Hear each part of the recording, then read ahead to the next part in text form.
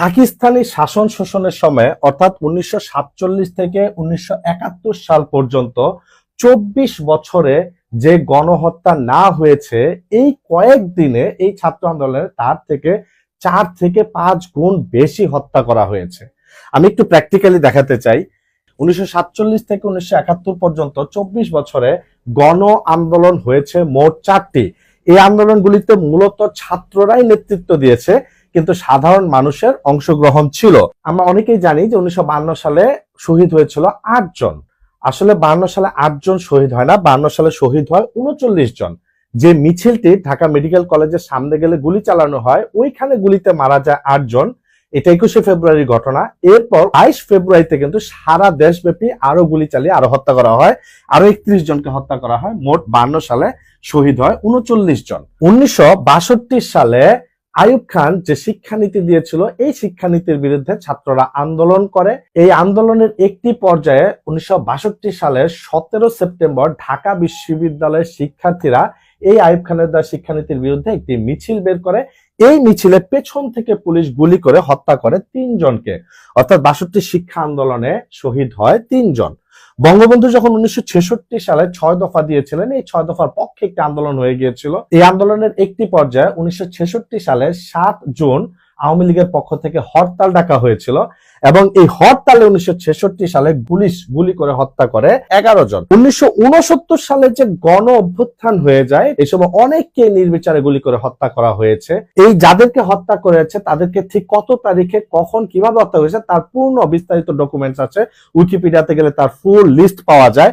এই তথ্য অনুযায়ী 1969 সালে গণ অভ্যুত্থানে মোট শহীদ হয়েছে 53 জন। অর্থাৎ পাকিস্তানের এই 24 বছরের শাসন শোষণে আমরা দেখলাম মোট 4টি গণ আন্দোলনে শহীদ হয়েছে 106 জন। এমনকি 1990 সালে স্বৈরাচার বিরোধী এরশাদের পতনের জন্য যে আন্দোলন হয়েছিল, এই আন্দোলনেও কিন্তু শহীদ হয়েছে 12 থেকে 15 জন। তা আমরা দেখলাম 24 বছরের শাসন শোষণে 106 জন শহীদ হলো। আর এই যে বর্তমান ছাত্র আন্দোলন চলছে, প্রিন্ট মিডিয়ার মাধ্যমে আমরা জানতে পারি, তারা বলছে 210 জন শহীদ হয়েছে। যদিও এর সংখ্যা আমরা যেহেতু জানি নেট বন্ধ করে এই হত্যাযজ্ঞ চালানো হয়েছে, সবাই ধারণা করছে এই সংখ্যা আসলে তার কয়েক গুণ বেশি। সরকার তাদের মধ্যে 147 জনকে হত্যার বিষয়টি স্বীকার করে নিয়েছে।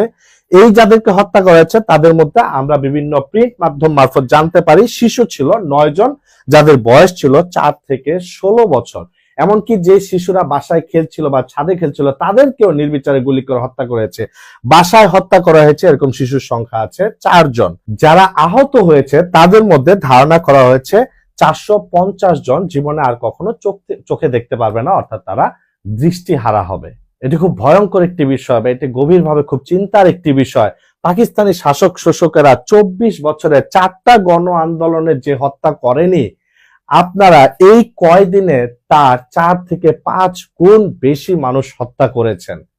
যে শিশুটা বারান্দায় খেলছিল বা ছাদে খেলছিল তাকে এইভাবে নির্বিচারে গুলি করে আপনারা হত্যা করতে পারেন না। যে কিশোর পানি বিতরণ করছিল, নিরস্ত্র কিশোর, তাকে আপনি এইভাবে গুলি করে হত্যা করতে পারেন না। যে কিশোর নিজের জীবনকে বাঁচানোর জন্য নির্মাণাধীন ভবনের ছাদে আশ্রয় নিয়েছিল, লুকিয়ে রেখেছিল নিজেকে, সেই নিরস্ত্র কিশোরকে আপনি এইভাবে গুলি করে হত্যা করতে পারেন না। এটা অন্যায়। পাকিস্তান যেটা করেছে, যে 24 বছরে তারা যা হত্যা করেছে আপনারা তার চেয়ে কয়েক গুণ বেশি হত্যা করে ফেলেছেন। এটা অন্যায়, এটা আপনারা করতে পারেন না।